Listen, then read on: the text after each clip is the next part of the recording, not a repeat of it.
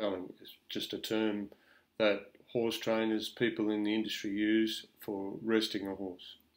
Okay, so how long do you generally spell a horse for? Horses normally spell out for about 6 to 8 weeks, sometimes less, depending on what the trainer has in mind for a particular horse, but a normal term could be 6 weeks spell.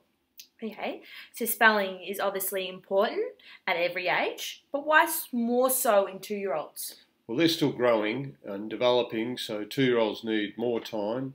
Therefore, they need probably shorter training sessions and then get more time to rest and grow and develop. So the younger horses do need extra time for their spells, or get more spells than the older horses do.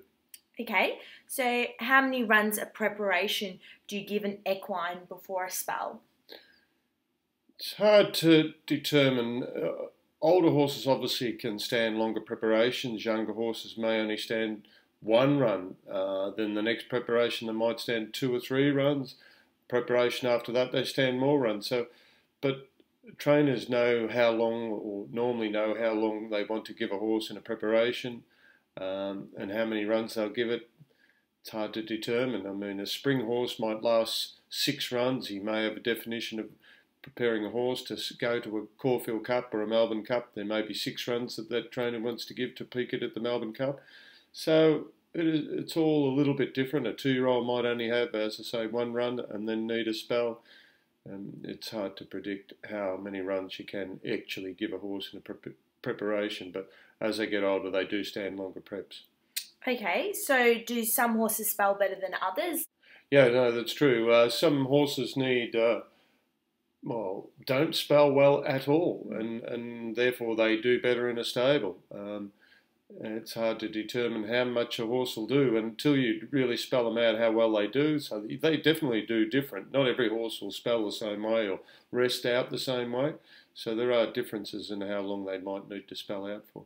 What about a mare such as City of Song? How well did she spell? She never got fat, never put on a lot of weight, but it was mainly the rest that she had, and the rest used to bring her back to life and get her back into action. So she wasn't a great speller, but obviously the rest was the most important, just to get her out and rest her. Mm-hmm. And what about deciding on a spelling area? Every trainer sort of has, or even owners have, an area that they like to spell their horses at. So that normally is pretty well sorted out, that the owner or the trainers know where they want to send their horses when it's resting time. So, and they may have an affinity with a particular person that'll look after their horse, knows their horse as well, and will look after them especially well to give them the best resting time out.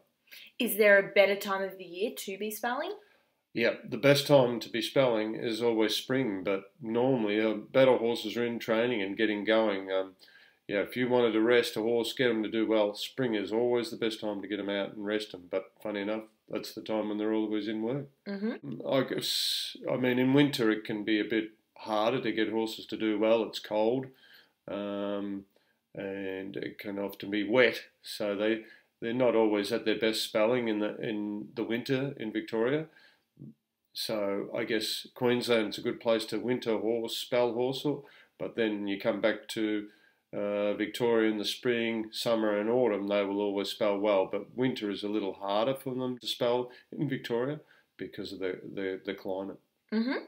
And how important is the feeding during spelling? Oh, it's most important. You need to make sure, especially again in the winter, that they're getting maximum food, keep their energy levels up, make sure they're warm, and that the food intake's good. You can back off the feed in the spring because the grass then becomes strong. They get a lot more value out of the grass then, and the grass is actually more like oats. Then the value of grass is really top max in the spring when the ground warms up and the grass comes to its best. That's when they can do extra well. Okay, so once they've been spelled, say at the end of the 8th week, what happens next? Do they go straight back into training, or is there a process? Well, same again, trainers will have different ideas, and a lot of horses nowadays are pre-trained, especially if they're in the metropolitan area. Trainers normally have a maximum of their own horses in, but they always have horses out at other places pre-training, be it at water walkers or with their pre-trainer that can work them on their own home tracks and things of that nature, where they get exercises before they get sent back to the trainer to go into work. The longest spells could be now, at the moment, maybe if 6 months a horse may have bowed a tendon. But even nowadays, they actually go back into work sooner than that. They have a session that they might have after 3 or 4 months where they'll go on a water walker or a treadmill and things like that to just rehab the horse. Then it may go out again. So a particular horse you might not see in your stable for, or maybe 6 or 8 months, could have had a horse not come into the stable for that amount of time, but he may have had exercises done with him in between times that get him ready to get back into full training. Do you have any concluding comments? Everyone has a different idea, but basically spelling is about giving a horse a rest, giving it time to get over its racing preparation, give it a little bit of time as a young horse to get over its shin soreness, things like that. So as important as training is, giving them rest is still important, and especially at the younger age, as they get older, they have freshen ups, which are the same as spelling, but they don't need as long to rest out. So yeah, so it's a very important tool, and we take a lot of notice of how a horse rests, and then get an idea of how to prepare them on to their racing time.